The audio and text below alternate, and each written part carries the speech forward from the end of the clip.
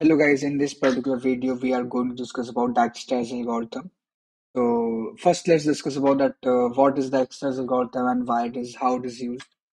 So Dijkstra's algorithm allows us to find shortest path between two vertices of a graph. So we are given with a graph and we have to find the shortest path between two vertices. तो basically एक graph में एक point से लेके दूसरे point तक कितनी क्या शॉर्टेस्ट पाथ बन रहा है वो बताता है. It is also called one single source shortest path कि एक सिंगल सोर्स होता है और उस सोर्स से बाकी वर्टिसेस में जाने का क्या शॉर्टेस्ट पाथ है ये बताता है Dijkstra's algorithm. Okay, it differs from the minimum spanning tree because shortest between two point may include all vertices, may not include. So minimum spanning tree भी सेम चीज बताता है, बट मिनिमम स्पैनिंग ट्री में एक ये होती है condition कि उसमें आपको सारी वर्टिसेस को कंसीडर करना पड़ता है. पर यहाँ पे ऐसा कोई भी जरूरी नहीं होता है कि सारी वर्टिसेस कंसीडर हो. ठीक है, यहाँ पर आपका जरूरी नहीं होती ये चीज.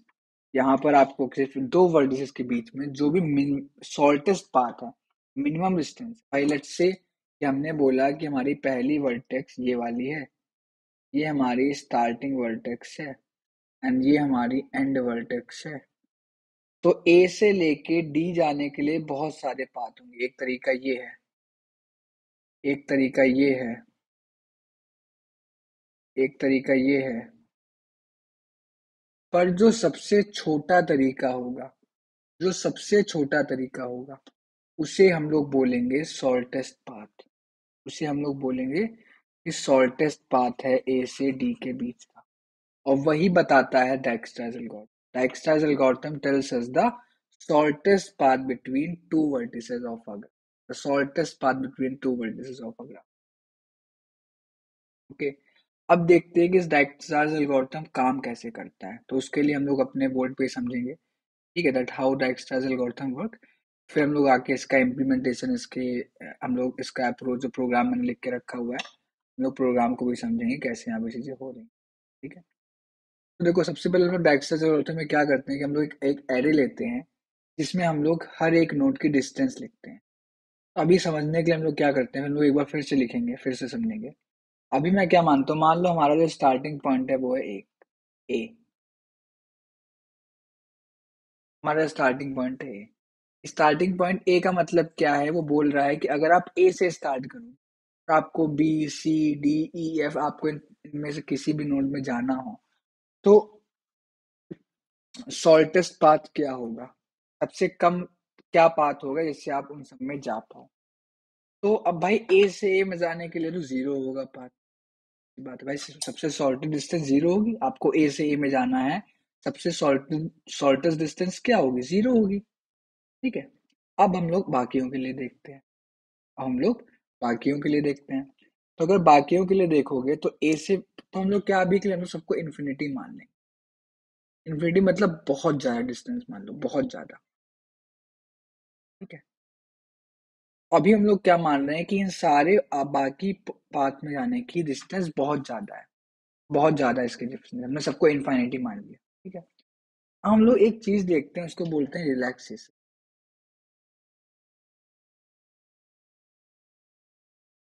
अब देखो रिलैक्सेशन होता क्या. लेट्स से डी आई हमें बताता है कि जो आईएथ नोड है, और अगर हम बोले वर्टेक्स, जो आईएथ वर्टेक्स है उसकी डिस्टेंस कितनी है, या बेसिकली ए से लेके उस वर्टेक्स की डिस्टेंस कितनी है. अभी तुम देखोगे अभी ये सारे इनफाइनाइट हैं, अभी सारे इनफाइनाइट. तो इसमें मैं एक चीज लिख रहा हूँ, if D U plus weight is less than D V, make dv is equal to du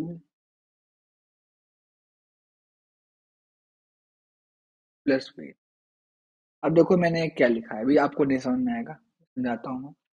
देखो ये है डी यू, ये मान लो यू नोड है और ये मान लो वी नोड है.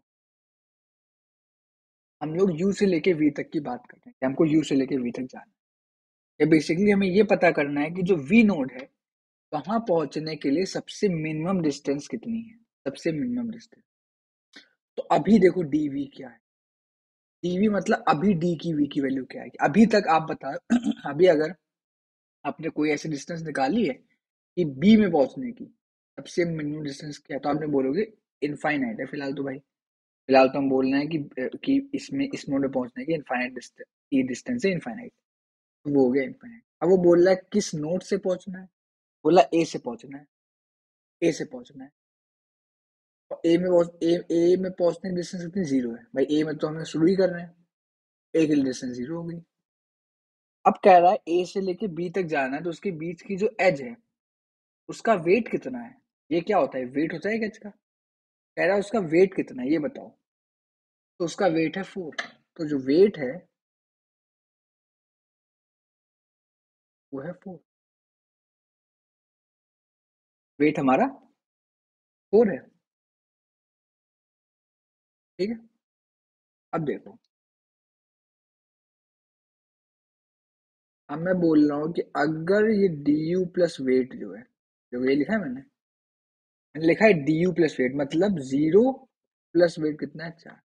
देखो ये हुआ क्या भाई, ए तक आने की डिस्टेंस जीरो और ए से बी में जाने की डिस्टेंस 4, और टोटल कितनी डिस्टेंस हुई, जीरो प्लस 4, बेसिक 4। मतलब बोल रहा है कि बी में अगर आप ए से बी में जाओगे तो आपको डिस्टेंस पड़ रही है 4, आपको 4 डिस्टेंस जानी पड़ेगी अगर आप ए से बी में जा रहे हो। और अभी बी में जाने की डिस्टेंस कितनी है, इनफाइनाइट है। और हमें शॉर्टेस्ट डिस्टेंस चाहिए जो सबसे कम हो।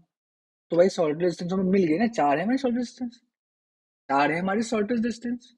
तो क्या करेगा वो इस इनफाइनाइट को हटा के यहाँ से उसको 4 कर देगा। तो 4 कर दिया, 4 उसके देखो मैं कह उसने डीवी को डी यू प्लस वेट कर, उसने डीवी को 4 कर दिया। क्यों कर दिया, कि भाई 4 उसकी नई डिस्टेंस आ गई है। मतलब अब उसको पता है, उसको क्या पता है, अब उसको पता है कि यहाँ पर जाने के लिए, नोड नंबर बी में जाने के लिए उसको कितनी डिस्टेंस, वो 4 डिस्टेंस जा सकता है। कैसे जा सकता है भाई, उसको ए से शुरू करना है तो ए से डायरेक्ट बी जा सकता है, उसको 4 डिस्टेंस ही यूज करेंगे। ठीक है। ऐसे हम लोग सबके एडजेसेंट देखेंगे, जैसे हमने ए से बी का निकाला वैसे हम लोग ए से सी का निकालेंगे। वो आएगा 5, क्योंकि ए से सी जाने में कितना लग रहा है, 5 लग रही है डिस्टेंस। तो ये तो हो गया। ठीक, ये तो बहुत ही बेसिक चीज। अब जो ए और बी आ गए हैं, जो बी और मतलब बेसिकली जो बी और सी आ गए हैं, हम लोग क्या करते थे, हम लोग जैसे जब हम लोग लेवल ऑर्डर ट्रेवर्सल करते थे तो हम लोग क्या करते थे, लेवल ऑर्डर ट्रेवर्सल में हम लोग इस सबको क्यू में डाल देते थे। हम लोग स्विच चेंजेस करेंगे, हम लोग बीच में क्यू में डालेंगे। इस बार हम लोग प्रायोरिटी क्यू यूज करेंगे। प्रायोरिटी क्यू क्यों यूज करेंगे, कि हम लोग पहले उस नोड को देखेंगे जिसमें कम डिस्टेंस, जहां से कम डिस्टेंस। देखते हैं कि उसको हम लोग कोड देखेंगे तब देखेंगे। अब देखो, अब आते हैं बी पे। अब देखेंगे बी के जैसे कितने नोड्स हैं। ठीक है। देखो बी पे आने की वैल्यू कितनी है, 4। मतलब जो डी यू है बेसिकली वो है 4। भाई मान लो बी यू नोड है, यू मतलब जहां से हम लोग शुरू करेंगे। अब देखते हैं कि हम लोग बी से डी में जाएं, तो बी में आने तक की डिस्टेंस 4 प्लस 9 क्या है, 9 है तुम्हारा जो वेट है बी से डी के बीच की। मतलब टोटल 13 डिस्टेंस लग रही है आपको डी में जाने की। डीवी कितना है, 13 है।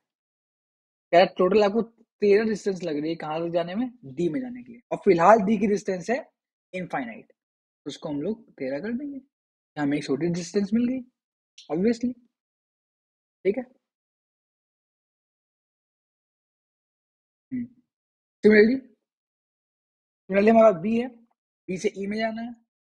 तो बी में आने की डिस्टेंस 4 है भाई, बी में आने के लिए 4 डिस्टेंस लग रही है, और बी से ई में बीच में 7, तो 11 लग रही है भाई, 4 प्लस 11 हो गया। ऐसे देखो बी से सी में जा सकते हैं, तो बी से सी में जाने के लिए 11 डिस्टेंस लग रही है। तो बी में तक आने की 4 और 11 15। तो कह रहा है बी से सी में जाने में, मतलब टोटल ए बी सी जाने में आपको 15 डिस्टेंस पहले 4 फिर 11। पर सी में तो पहले से ही 5 है ना, तो ये कंडीशन फुलफिल हुई नहीं। 15 5 से छोटा छोटा थोड़ा ना होता है। तो बिकॉज ये कंडीशन फुलफिल नहीं हुई, इस वजह से क्या होगा कि वो 5 ही रहेगा।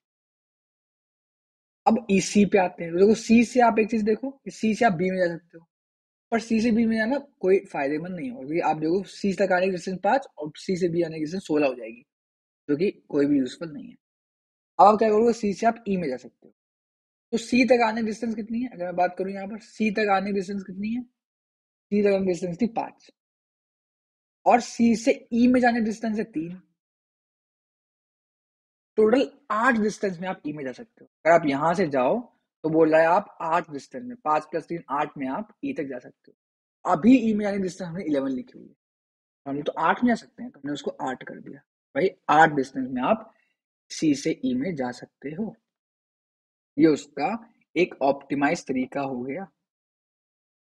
इसी तरीके से हम लोग आगे भी डी और ई के लिए निकालें। और डी के लिए देखो, डी से बोल रहा है डी से एफ में आने के लिए कितनी डिस्टेंस है, बोला डी से एफ में आने के लिए 13 होगी डी तक के लिए, और 2 वेट है तो 15 डिस्टेंस होगी। ये बोल रहा है कि 8 यहाँ तक है, फिर 6 तो 14 हो गए, तो 14 भाई कम है, 14 ले लो। इस तरीके से अगर आप देखोगे हमने काफी केस किए।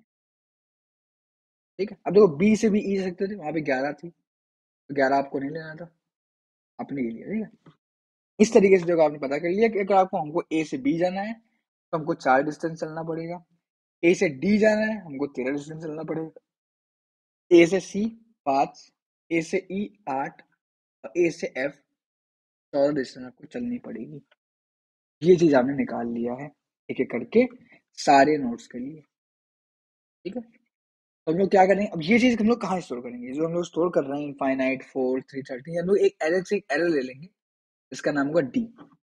अब आते हैं कोड की तरफ। तो कोड मैंने क्या किया हुआ है, पहले तो आप लोग ग्राफ समझ लो। ग्राफ आप लोगों ने हमने पहले पढ़ा हुआ है, कैसे हम लोग ग्राफ लेते हैं, उसमें कंस्ट्रक्टर लेते हैं, number of nodes, adjacent list होती है, कैसे हम लोग उसमें ऐड करते हैं वर्टेक्स को, कैसे हम लोग उसमें एज को ऐड करते हैं, कैसे हम लोग प्रिंट करते हैं, आपको हम लोग समझ चुके हैं। ठीक है, हम लोग डायरेक्टर करते पढ़ते हैं। डायरेक्टर में एक तो हमें पहले स्टार्ट नोड देनी पड़ेगी। स्टार्ट नोड मतलब जिस नोड से हम लोग स्टार्ट कर रहे हैं, जैसे यहाँ पे हम लोगों ने ए से स्टार्ट किया हुआ था। ठीक है, जैसे यहाँ पे हम लोगों ने ए से स्टार्ट किया हुआ था, और हमें एक डिस्टेंस लेनी पड़ेगी।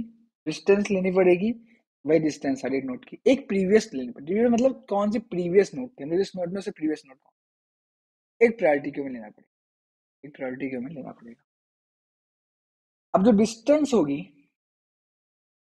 वो स्टार्ट नोट की 0 हो जाएगी। मैंने क्या बोला था, जो स्टार्ट नोट है ना, डिस्टेंस कितनी है, 0 हो गई।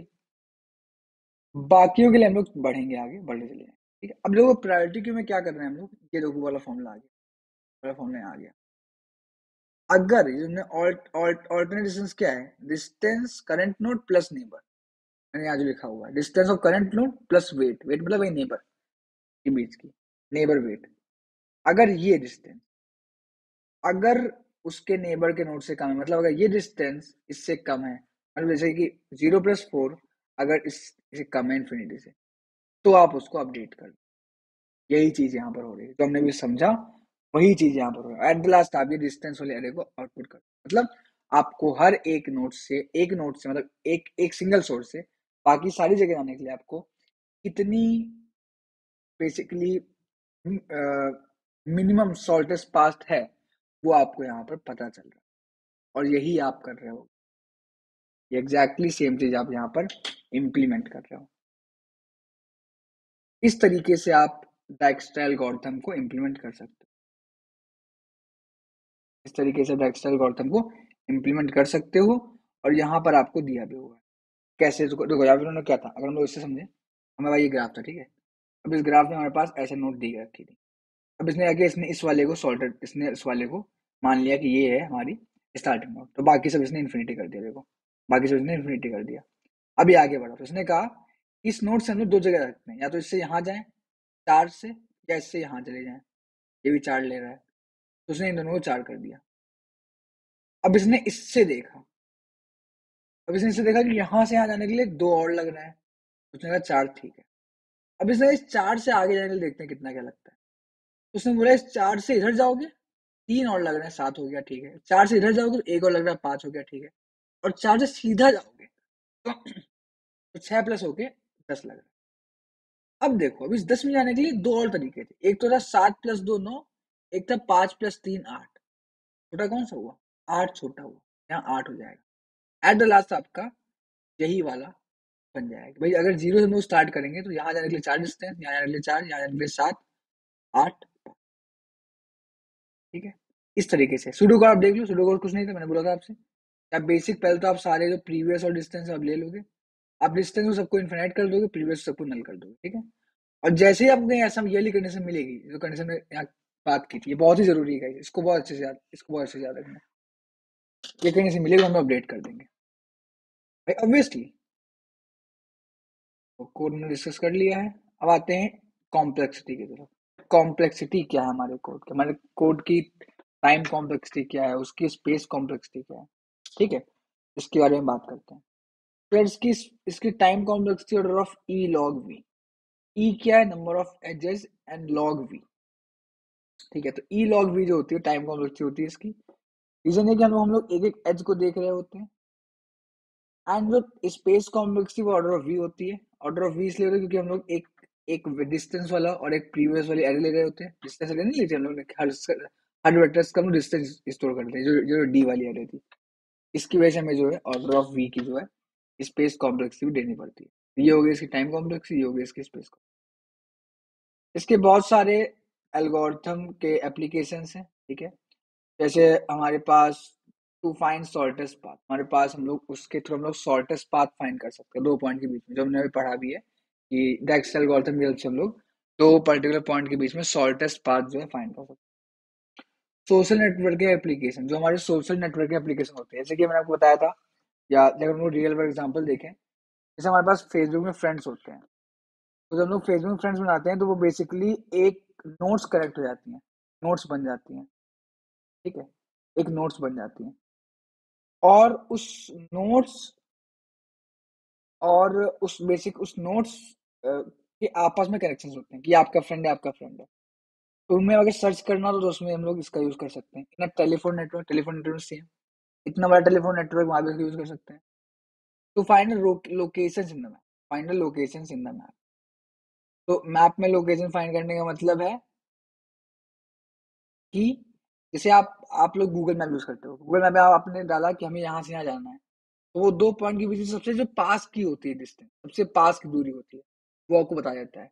और वही तो ये भी बता रहा है, ये भी तो यही कर रहा है कि दो नोड के बीच की सबसे पास की दूरी वो क्या है। भाई तो ये बेसिकली है वही, एक नोड से लेकर दूसरे नोड तक की रास्ता है तो उसकी सबसे पास की दूरी क्या है।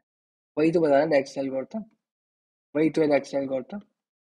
ओके, तो ये होता है डेक्स एल्गोरिथम। बेसिक जो होता है वो ये होता है, to find a shortest path between two, to find the shortest path between two nodes. This is shortest algorithm and allows it to find shortest path between any two vertices of a graph. Okay, I hope you have got this particular video, how we are solving it and how what are the applications of the extra algorithm.